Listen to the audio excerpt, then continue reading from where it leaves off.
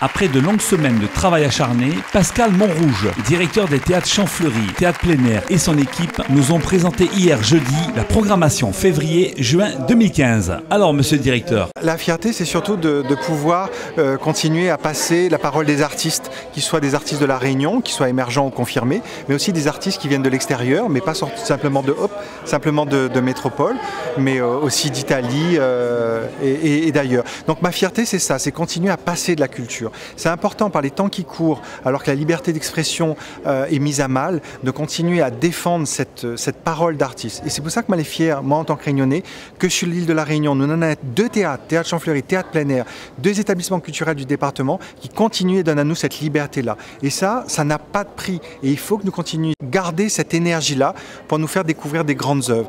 Et les grandes œuvres, il y en a. Et si je prends simplement 2 exemples et qui, coïncidence, font la rentrée des théâtres.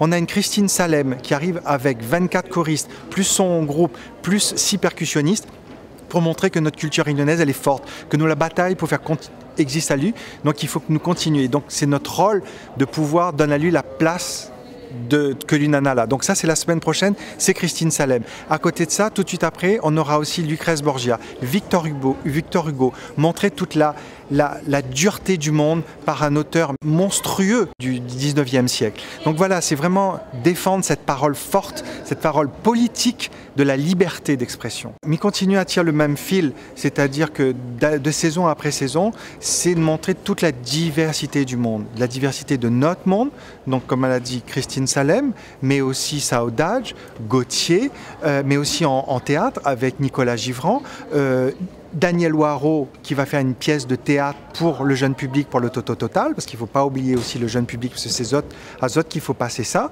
Et en même temps, montrer aussi des pièces majeures. Je parlais de Lucrèce Borgia, mais c'est aussi de la danse belge avec Wim van de Kemus. C'est aussi, et parce que nous en avons le droit, nous aussi, La Réunion, à voir ça. Je pense au Slavas Nocho qui revient pour le plaisir et le bonheur de tout le monde. Voilà, on a le droit d'avoir aussi ce type de proposition à La Réunion et je me bats pour ça. Je vous remercie énormément.